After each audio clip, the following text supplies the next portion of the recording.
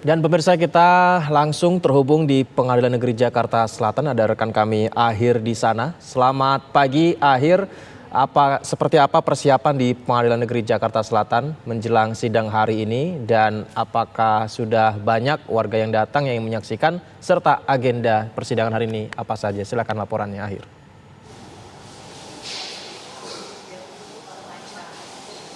Ya, selamat pagi Yudi Handoyo. Pada pagi hari ini, Pengadilan Negeri Jakarta Selatan akan kembali menggelar persidangan pembunuhan berencana terhadap Brigadir Nofriansah Yosua Huta Barat, di mana pada hari ini akan hadir 3 terdakwa secara langsung, yaitu Richard Eliezer, Kuat Ma'ruf, dan juga Ricky Rizal Wibowo, di mana ketiga terdakwa ini akan dihadirkan langsung atau menjalani persidangan secara bersama dalam persidangan kali ini yang rencananya akan dimulai pada pukul 9.30 pagi ini. Sementara itu, untuk agenda persidangan pada pagi hari ini merupakan agenda lanjutan pemeriksaan saksi, di mana pada pagi hari ini jaksa penuntut umum merencanakan akan memanggil 12 orang saksi. 12 orang saksi ini terdiri dari berbagai macam unsur. Yang pertama, masih ada perwakilan ataupun staf ataupun ART dari Ferdy Sambo dan juga Putri Chandrawati. Ada 4 orang, yaitu atas nama Rojia, Sartini, kemudian Sadam, dan juga ada 1 staf pribadi yaitu bernama Novianto Ripai. Kemudian juga nanti jaksa penuntut umum akan menghadirkan 2 orang petugas kesehatan yang melakukan PCR kepada rombongan Putri Chandrawati. Selain itu juga ada saksi dari customer service layanan luar negeri Bank BNI kantor cabang Cibinong. Saksi ini dihadirkan untuk kemudian memberikan penjelasan mengenai adanya dugaan transfer uang dari rekening Yosua ketika telah meninggal, tepatnya pada tanggal 11 Juli 2022, transfer uang sebesar 200 juta ketika itu berpindah tangan kepada salah satu rekening terdakwa. Kemudian juga ada 2 orang perwakilan dari perusahaan seluler yang juga turut dihadirkan pada pagi hari ini. Kemudian saksi Afung yang sebelumnya sudah 2 kali bersaksi, merupakan teknisi dan juga pengusaha CCTV, juga akan kembali dihadirkan oleh pihak jaksa penuntut umum. Selain itu juga ada petugas ataupun pegawai freelance di Biro Paminal dan juga ambulans yang ditengarai merupakan sopir yang membawa jenazah almarhum Brigadir Nofriansah Yosua Huta Barat ke Rumah Sakit Polri Kramat Jati. Tentu dalam persidangan kali ini menarik melihat bagaimana nanti ketiga terdakwa akan berada dalam satu ruangan, mengingat Richard Eliezer ini merupakan justice kolaborator. Seharusnya dalam beberapa persidangan yang lalu, persidangan dari Richard Eliezer ini dipisah dengan beberapa terdakwa lainnya. Tentu nanti kita akan lihat bagaimana ketiga orang terdakwa ini bertemu dalam satu ruangan, mengingat ada pertentangan keterangan yang diberikan oleh 3 terdakwa terkait dengan peristiwa yang ada di Duren 3, di mana ketika itu keterangan disampaikan oleh Richard Eliezer bahwa Ferdy Sambo ini ikut menembak almarhum Brigadir Nofriansah Yosua Huta Barat. Sementara Ricky Rizal dan juga Kuat Ma'ruf mengatakan tidak melihat adanya penembakan dari ataupun yang dilakukan oleh Ferdy Sambo. Kami pantau memang di ruang utama Pengadilan Negeri Jakarta Selatan ini masih sepi.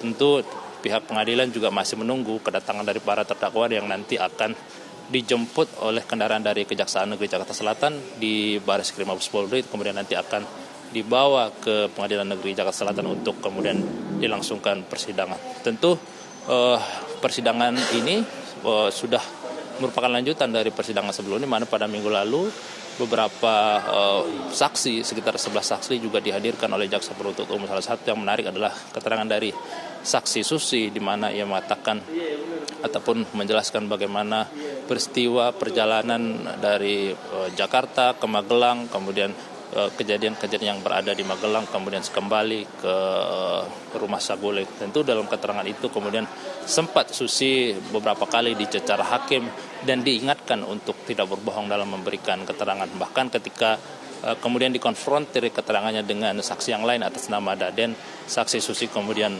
mencabut keterangan yang disampaikan sebelumnya di meja persidangan. Sebelumnya memang pihak Lembaga Perlindungan Saksi dan Korban yang melindungi Richard Eliezer meminta kepada majelis hakim untuk kemudian memisahkan agenda ataupun persidangan Richard Eliezer sebagaimana yang merupakan justice kolaborator. Tentu majelis hakim mempunyai pertimbangan sendiri. Kami sudah mencoba mengonfirmasi kepada pihak Pengadilan Negeri Jakarta Selatan untuk bertanya lebih lanjut. Namun memang pihak Humas Pengadilan Negeri Jakarta Selatan mengatakan bahwa pertimbangan majelis hakim sangat kasuistis dan tidak bisa disamakan dengan berbagai sidang yang lainnya.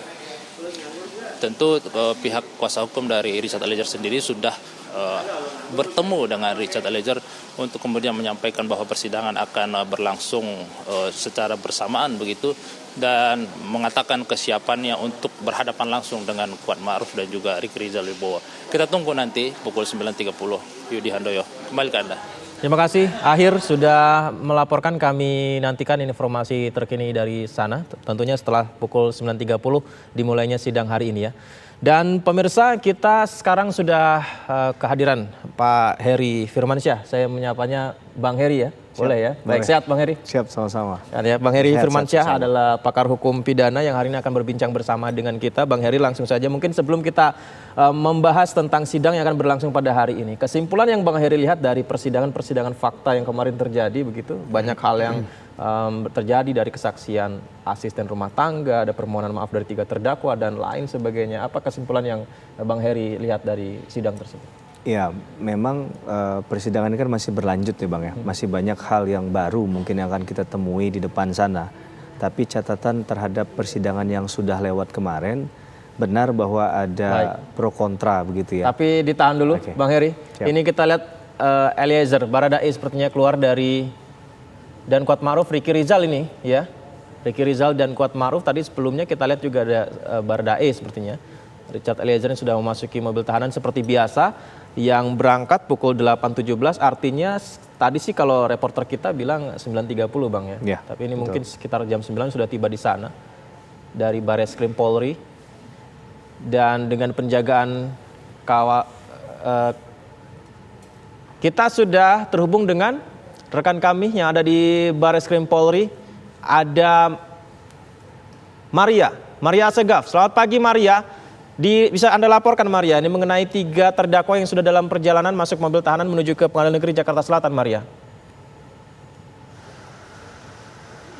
Ya, selamat pagi Yudi Handoyo dan juga pemirsa. Betul, baru saja mungkin pemirsa juga melihat melalui layar TV One bahwa baru saja kemudian ada 2 mobil tahanan dari pihak Kejaksaan Negeri yang kemudian berangkat dari Bareskrim membawa 3 terdakwa yang akan menjalani proses persidangan hari ini.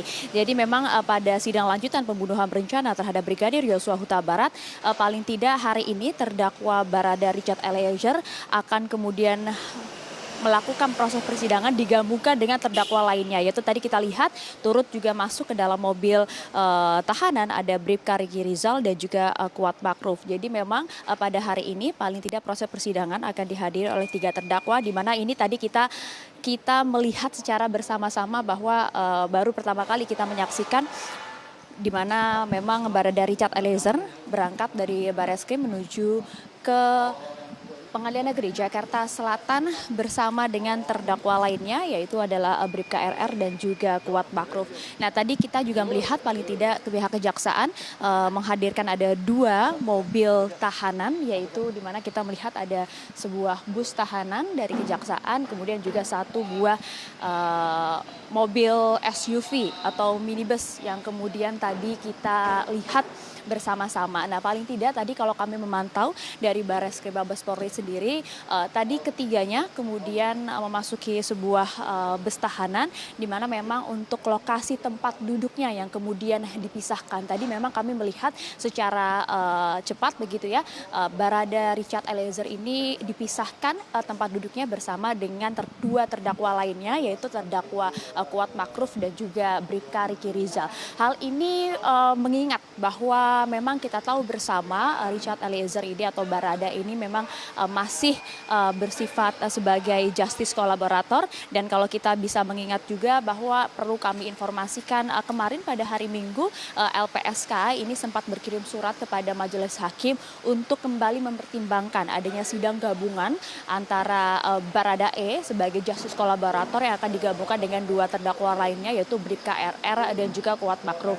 Pada dasarnya prinsipnya sebenarnya LPSK meminta kepada majelis hakim untuk mempertimbangkan hal ini, baik baik dari segi mental, psikologis maupun fisik dari seorang justice kolaborator yang begitu penuh akan resiko. Ini yang disampaikan oleh LPSK.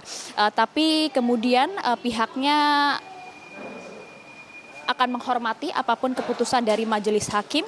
Paling tidak memang majelis hakim diminta untuk mempertimbangkan supaya tidak digabung mengingat posisi dari Richard Eliezer sebagai justice kolaborator. Kami pun juga sempat pagi hari tadi menghubungi kuasa hukum dari Baradae atau Richard Eliezer yaitu Rodi Talapesi, menyampaikan bagaimana kemudian pernyataan dari kuasa hukum dengan adanya sidang gabungan yang hari ini akan digelar oleh Majelis Hakim Pengadilan Negeri Jakarta Selatan dengan agenda dimintai keterangan saksi. Paling tidak prinsipnya dari pihak Baradae sendiri siap akan menghadapi secara langsung Kuat Makruf maupun Ricky Rizal, meskipun memang juga menghargai apa yang disampaikan oleh LPSK yang saat ini memang posisi dari Richard Eliezer ini kan atau Baradae dilindungi secara penuh oleh LPSK dengan posisinya sebagai justice kolaborator. Tapi pihak pengacara dari Richard Eliezer atau Baradae, ini Rodi Talapesi, pada prinsipnya menghargai apapun keputusan hakim karena kita tahu bersama proses atau prinsip dari peradilan itu kan harus dilakukan secara sederhana, cepat dan juga berbiaya ringan. Jadi paling tidak informasi yang kami dapatkan dari kuasa hukum Baradae pagi hari ini, Baradae akan siap menghadapi Kuat Makruf dan juga Ricky Rizal di persidangan pekan keempat hari ini di Pengadilan Negeri Jakarta Selatan nanti pada pukul 10 pagi. Yudi Handoyo. Baik, 3 terdakwa sudah dalam perjalanan menuju ke Pengadilan Negeri Jakarta Selatan, dilaporkan Maria Asegaf dari Bareskrim Polri. Kita berbincang lagi pemirsa bersama dengan Pak Heri Firmansyah. Bang Heri tadi sempat terpotong, tapi sebelum ke sana nih Bang Heri, beberapa kali kan disampaikan bahwa LPSK minta pertimbangan sebagai justice kolaborator digabung dengan 2 terdakwa Ricky Rizal dan juga Kuat Makruf ya. Ini Richard Eliezer, apakah ada keistimewaan tersendiri kalau misalnya seperti ini, apakah ini seolah-olah menurunkan justice kolaborator tersebut ketika digabung, Bu? Ya, ini perdebatan yang panjang ya Bang. Intinya tidak ada keberatan dari para pihak. Karena masing-masing pihak kan punya hak untuk menyampaikan jika keberatan. Tapi sampai diputuskan, saya rasa sudah clean and clear bahwa sidang ini akhirnya digabung ya. Kemarin kalau nggak salah juga saya cuplikan juga jawaban dari Ketua Majelis bahwa ini mengejar waktu dalam artian tadi yang sudah disampaikan, asas peradilan cepat, sederhana dan biaya ringan itu kemudian didorong ke sana. Tapi ada keberatan yang perlu kita gali di situ adalah keberatan dari LPSK sebenarnya di awal, karena dianggap bahwa kalau seorang justice kolaborator ini kan berarti orang yang mengetahui informasi yang penting terhadap satu tindak pidana. Dia harusnya dapat reward. Rewardnya berupa apa? Bahwa reward ini berupa penanganan khusus. Penanganan khusus salah satu poinnya adalah tidak dihadapkan kepada terdakwa yang kemudian dalam sidang itu keterangannya akan mengungkap peran dari terdakwa tersebut. Nah ini yang kemudian tadi LPSK pengennya dijauhkan dari 2 terdakwa lain. Apalagi kalau kita lihat 2 terdakwa ini kan secara relasi lebih dekat kepada pusarannya Pak FS begitu ya. Kita mungkin terlalu cepat untuk menjustifikasi, tapi secara logika manusia mungkin saja kedekatan ini yang dikhawatirkan dalam hal membuat keterangan, membuat tidak nyaman dari Baradae begitu ya.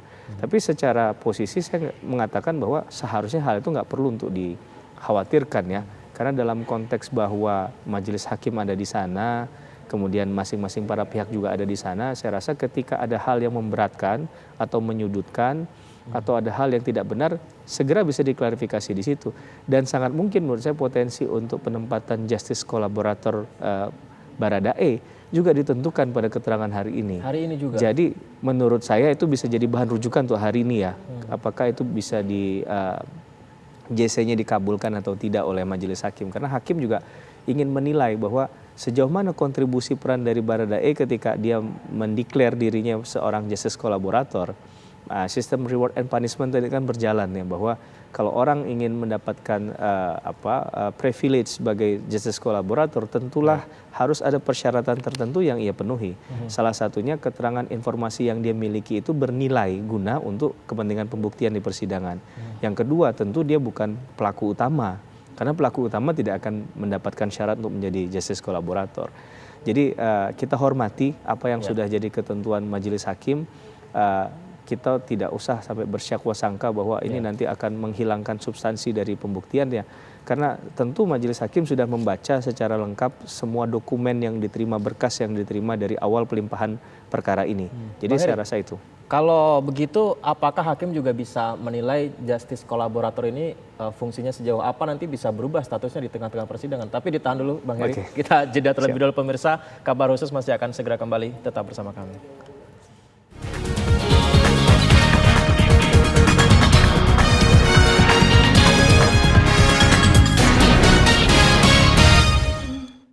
Baik pemirsa, kita kembali berbincang bersama dengan pakar hukum pidana Bang Heri Firmansyah. Bang Heri, kembali ke pertanyaan saya tadi mengenai status justice kolaborator Richard Eliezer yang katanya Bang Heri bilang akan juga menentukan di persidangan hari ini. Tapi mereka digabungkan Richard Eliezer dengan Kuat Ma'ruf dan juga Ricky Rizal. Nah, ini berarti apakah ada kemungkinan status ini bisa terlepas kalau tidak memberikan kepuasan kepada hakim?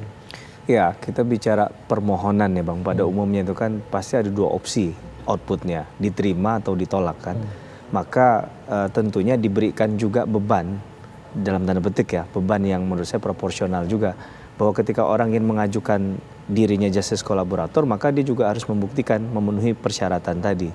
Maka ini tidak sembarang orang juga, bahkan LPSK juga akan mendalami.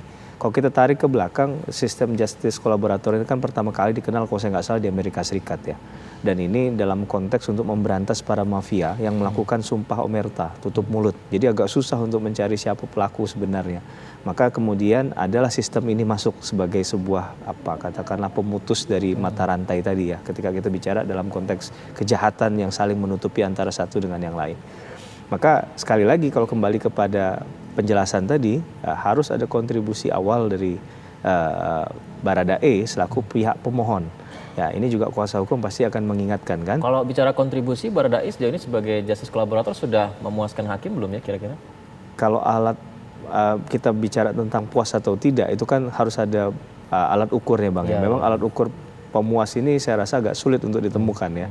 Tapi dalam konteks bahwa ada kontribusi real yang kalau kita lihat dari fakta beberapa yang sering diciplik di televisi, itu kan misalnya dia menyampaikan keterangan saksi yang lain yang tidak sebenarnya. Kemudian akhirnya itu pun diakui oleh yang memberikan keterangan tersebut kan bahwa itu tidak benar keterangannya sendiri begitu. ART kemarin. Iya, Susi, ya. ART Susi kemarin. Jadi saya rasa dengan hal itu bisalah mungkin dimaknai ada kredit poin awal bagi pemenuhan justice kolaborator tadi.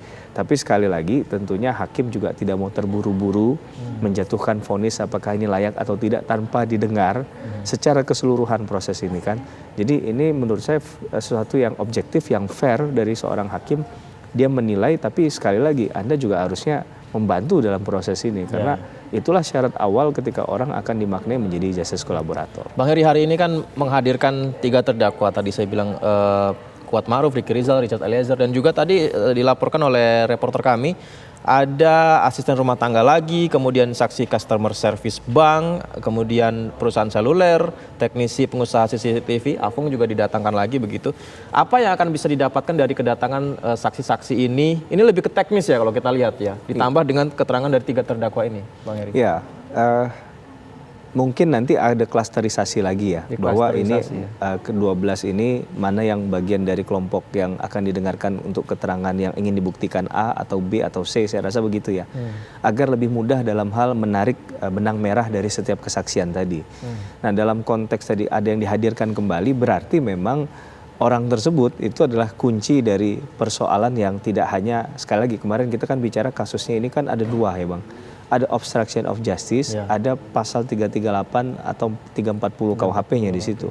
Jadi ingin mengatakan bahwa persoalan tidak bisa dianggap berdiri sendiri. Obstruction of justice itu ada kaitannya dengan 338 dan 340 KUHP-nya sehingga satu saksi saudara Afung tadi kan dipanggil kembali untuk didengarkan keterangannya hari ini, dan saya rasa juga ini untuk mencari konsistensi dari jawaban atau keterangan yang sudah disampaikan di sebelumnya. Berarti sekaligus juga mengkonfirmasi lagi apa yang disampaikan kemarin ya? Sangat mungkin itu juga bagian yang tidak terpisahkan Bang, karena ada saksi itu yang memang key-nya, kuncinya di situ begitu ya. Dan saya rasa saudara Afung ini kan bagian dari yang dia kalau nggak salah mengetahui juga DVR yang dia mau ganti itu sebelumnya masih berfungsi ya, kalau tidak salah ya. Dengan kata lain, kemungkinan kalau itu masih berfungsi berarti masih ada data yang terekam di sana.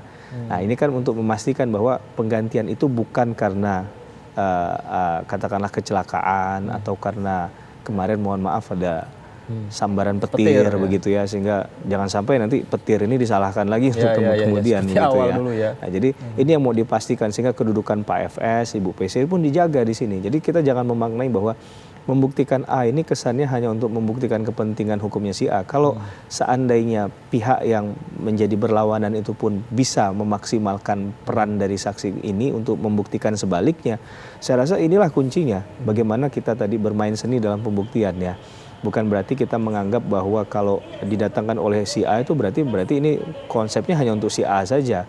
Tapi bisa saja dipakai keterangan tadi untuk kepentingan pembuktian pihak dari kliennya begitu. Saya sempat nonton beberapa kali statement Bang Heri nih mengenai persidangan ini. Bang Heri bilang ada yang paling penting salah satunya adalah pemaknaan diksi jawaban dari terdakwa dan juga saksi. Nah ini yang Bang Heri maksud seperti apa? Iya, dalam banyak cerita hukum begitu ya, kasus hukum itu kan ada saja persoalan yang kadang disampaikan itu tidak pada hakikatnya begitu ya, karena tadi bermain diksi tadi. Maka ini yang perlu untuk kita luruskan kalau seandainya ada yang mohon maaf ini ya dengan segala rasa hormat berlindung dengan kalimat itu begitu.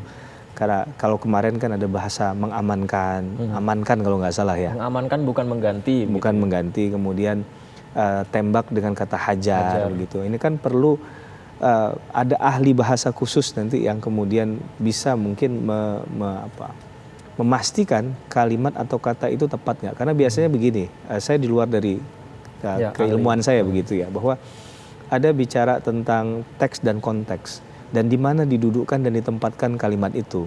Ketika kita nonton bola ya Bang, itu ada kata hajar, mungkin tembak, tendang, itu kan macam-macam gitu.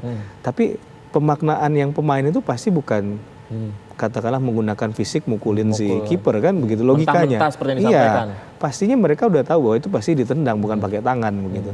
Nah, dalam konteks ini perlu dilihat apakah kata itu disampaikan oleh siapapun orangnya itu pada saat sebelum kejadian jauh atau pada saat di TKP. Dan pada saat di TKP agar ini tidak menjadi riuh rendah lagi, tidak jadi perdebatan, apa yang kemudian terjadi secara detail di situ, apa yang dihadapkan situasinya antara si orang yang mengeksekusi, eksekutor lapangannya dengan korban. Apakah pada saat itu memang tidak menggunakan senjata berhadapan, sehingga kata hajar itu harusnya dimaknai dengan hajar pada umumnya secara fisik dengan menggunakan tangan atau kaki, atau dia sempat mengambil senjata lagi. Berarti kan ini hajar yang dimaksud benar menurut saya. Tapi ketika ada orang sudah memegang senjata, apalagi itu misalnya sudah siap untuk diletupkan senjatanya. Nah ini yang harus kita luruskan dari awal. Apakah benar versi itu adalah hajar yang dimaksud dengan kondisi yang tadi, maka itu harus kita katakan pemaknaan sebagai satu kebenaran absolut. Tapi di sisi yang lain, kalau itu tidak sesuai dengan kenyataannya, maka bisa aja dualisme diksi tadi kan. Ada hal pandangan yang berbeda antara Bang Yudi dengan saya kan. Berarti kita tidak bisa menilai secara objektif. Tapi kalau sekali lagi kita konkretkan dengan apa yang terjadi pada saat itu benar-benar detail, saya rasa itu lebih mudah bagi hakim untuk menilai diksi apapun yang dipakai. Tapi kalau hakim itu apakah hal seperti itu? Itu kan bisa dimaknai ya. Apakah hakim punya kewenangan untuk memaknainya secara pribadi? Menurut saya yang benar ini gitu. Karena beberapa kali kalau saya lihat di persidangan dia bisa, kamu jangan membohongi saya, kita juga tidak bodoh. Nah itu kan berarti kan hakim sendiri punya statement sendiri gitu. Dalam konteks kita bicara independensi kehakiman, ada kewenangan hakim dalam menakar satu pembuktian. Nah itu yang tidak dimiliki oleh yang lain, karena itu posisi beliau kalau di ruang sidang itu kan di tengah sendiri, sentral dan di atas dari yang lain ya. Itu bukan berarti menandakan tidak equal, tapi beliau punya power lebih karena beliau wasitnya begitu kan. Beliau bisa saja menyampaikan hal itu dan pihak lain juga sebenarnya boleh saja menyampaikan hal itu. Tapi tentunya hakim kalau terlalu berlebihan dia akan menstop itu. Nah masalahnya kalau hakim yang melakukan itu siapa yang stop kan? Nah sehingga kadang kita lihat ya selama pemaknaannya demi tujuannya keadilan hukum tadi, ya memang harus sedikit berakrobat ya Bang untuk melakukan tindakan itu ya. Selama tidak dilanggar katakanlah perlindungan, penghormatan, penghargaan hak asasi manusia di dalam ruang sidang. Saya juga kurang sepakat ya kalau seandainya ada pembuktian kemudian berusaha untuk menjatuhkan kredibilitas saksi dengan mengajukan pertanyaan-pertanyaan yang remeh-temeh misalnya, apalagi berkaitan dengan pribadi seseorang yang tidak relate langsung. Siapapun ya? Iya, siapapun dia, siapapun, jaksa kah, penuntut umum di sidang atau di kuasa hukum kah, atau majelis hakim. Tapi dalam konteks ini kan kita ingin ada dialektika hukum yang menarik di situ yang bisa kita cermati bersama, bahkan jadi lesson learned bagi kita semua. Dalam menangani kasus hukum, apalagi atensi publik itu tidak cukup hanya berada pada posisi yang seakan-akan benar di awal begitu ya, tapi ini harus dikawal prosesnya sampai akhirnya, sehingga pertimbangan putusan hakim pun dalam menilai itu benar-benar ada pertimbangan yang berdasarkan fakta dan kemudian berdasarkan alat bukti. Nah, ini dua hal yang menurut saya bukan bermaksud menggurui ya, majelis hakim pasti sudah punya pengalaman luar biasa terkait hal itu, tapi perlu kita sampaikan agar jadi pengingat saja. Dari tadi laporan reporter kita Bang Heri, ada informasi akan mendatangkan dari petugas dari bank ya, customer service bank mengenai dugaan transfer yang kemungkinan pada 11 Juli ini, berarti pasca peristiwa tersebut kan ya? Betul, bisa nah, jadi ini ya. Artinya menguatkan pada tindakan pidana yang mana nih, Bang? Tapi sebelum dijawab kita lihat terlebih dahulu di Pengadilan Negeri Jakarta Selatan nih, Bang Heri. Ini adalah mobil yang tadi membawa 3 terdakwa, yakni Richard Eliezer, Ricky Rizal, dan Kuat Ma'ruf. Dan mereka sudah tiba di depan, tinggal parkir ya di Pengadilan Negeri Jakarta Selatan. Informasinya sih ini dibedakan Bang Heri dan pemirsa ya. Jadi Ricky Rizal dan Kuat Ma'ruf sama di satu tempat begitu dan beda tempat duduk. Tapi kita lihat saja nih. Dari dalam sepertinya sudah akan keluar. Ya, sudah keluar.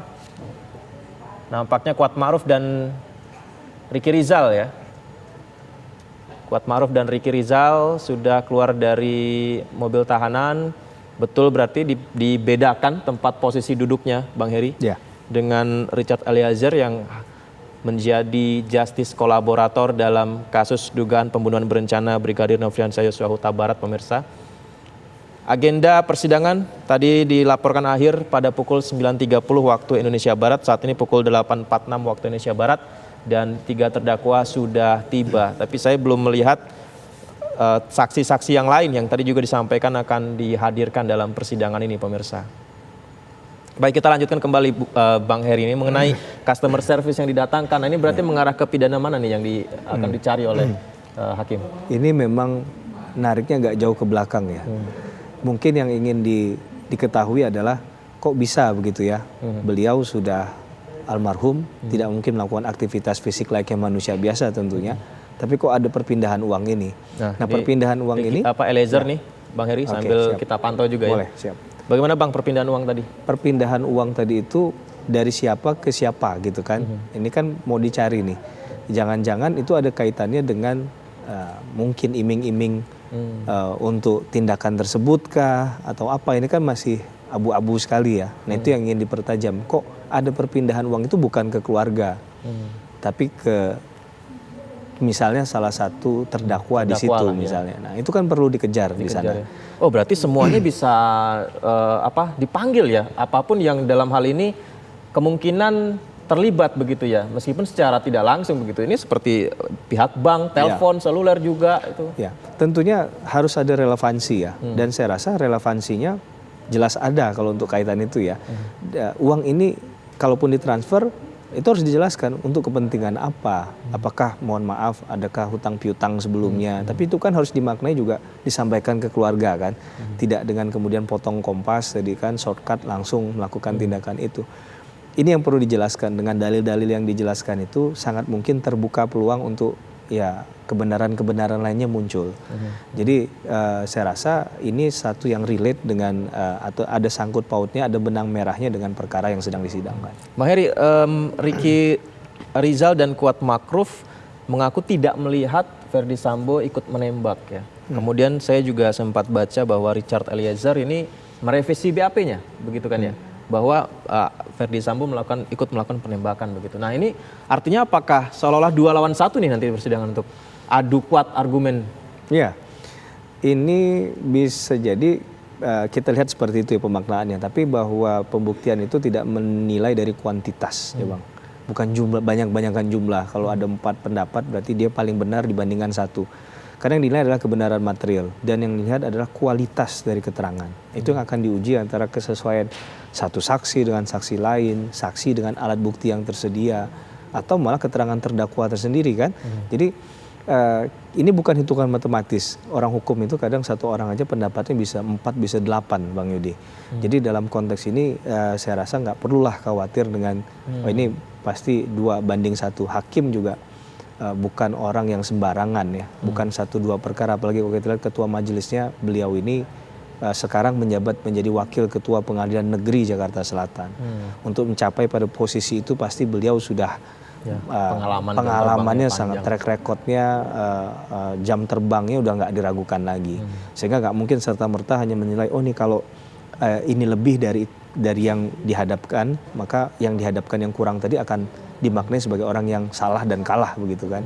Saya rasa nggak demikian juga, tidak sesederhana itu. Tapi memang ada kekhawatiran bahwa keterangan yang saling kait-mengkait ini bisa memunculkan keyakinan baru bagi siapapun yang mendengar, tidak hanya hakim.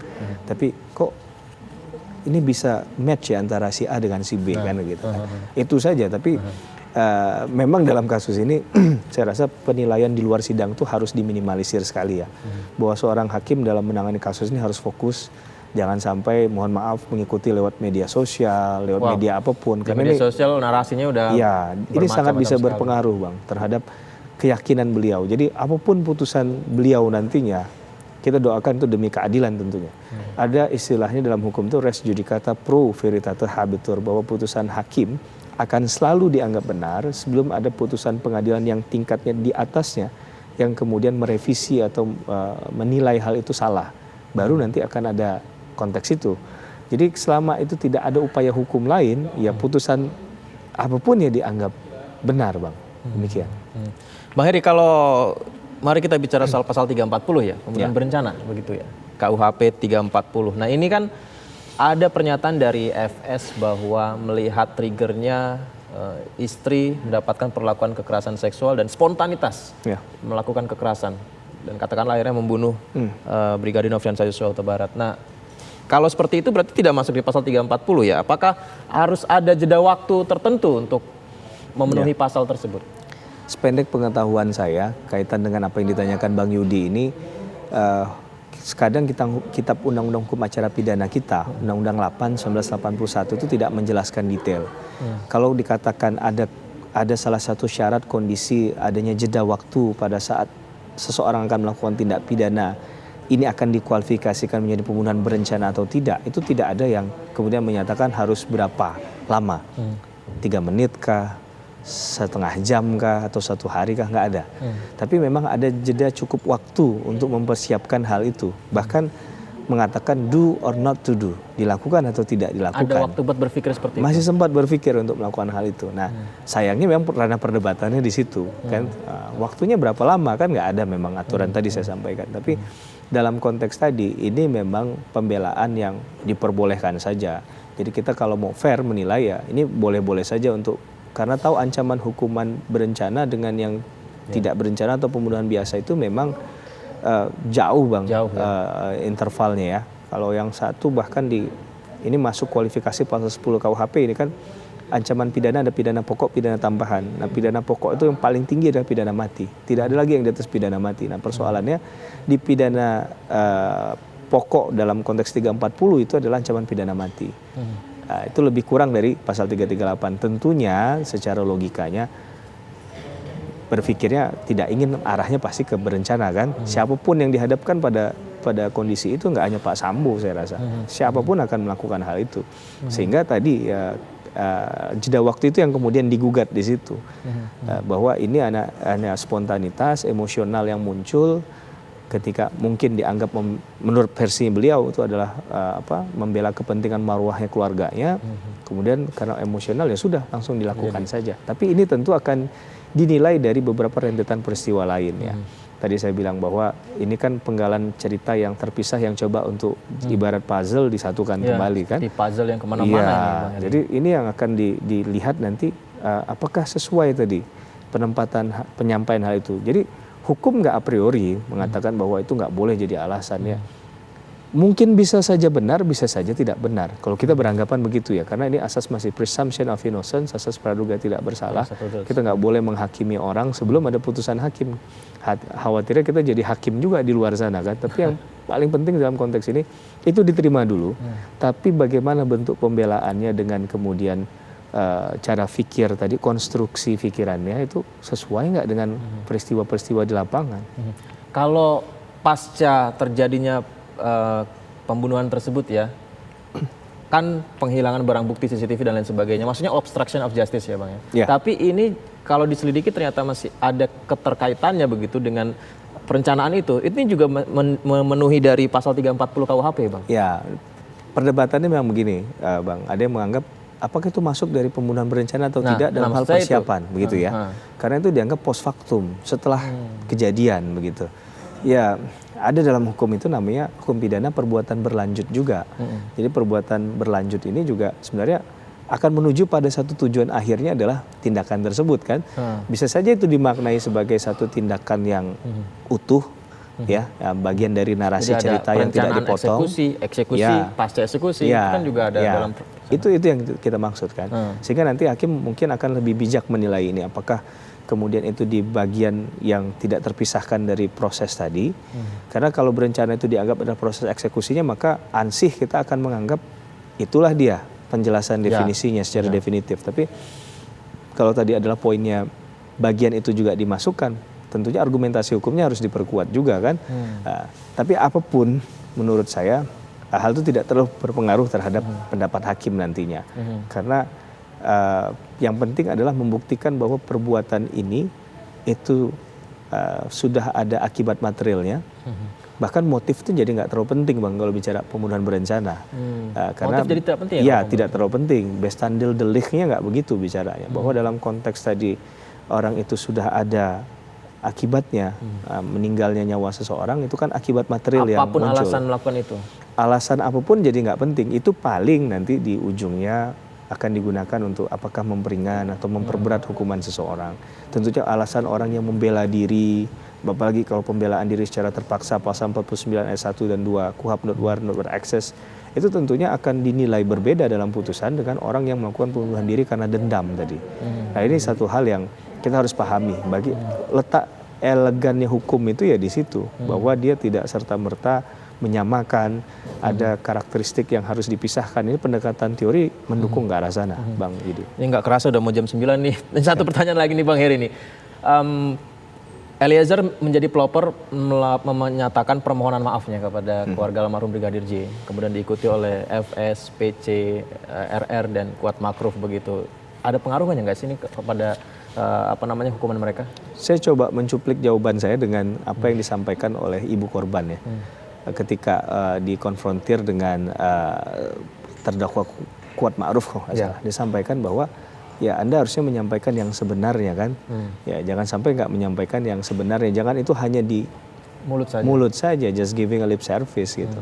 Nah, jadi menurut saya itu menarik kalimat itu. Jadi boleh saja itu dimaknai sebagai pemaknaan permintaan maaf yang tulus atau tidak, itu dinilainya setelahnya Bang Yudi. Apakah ada kaitan dengan tindakan dia yang mengarah ke sana atau tidak dalam persidangan nanti.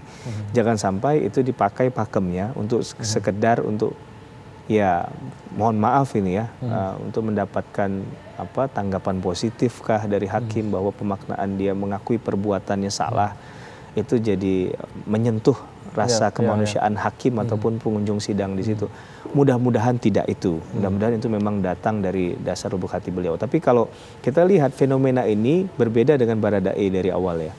Baradae sidang pertama sudah mengungkapkan hal itu, kooperatif, minta maaf. Bahkan selanjutnya bertemu juga melakukan satu tindakan yang saya rasa patut dinilai juga baik. Karena bagaimanapun beliau ini kan dulu mantan anggota polisi ya. Nah, ibaratnya ini perlu untuk dicerminkan jiwa kesatria, pengakuan terhadap hal yang sudah dia lakukan. Sebenarnya kita nggak juga hanya ingin menilai Baradae, tapi yang lain ini karena momentumnya tidak sama seperti apa yang dilakukan oleh Baradae pada saat awal, tapi di tengah persidangan begitu ya. Ini perlu untuk kita tunggu dan mungkin diuji di persidangan ini.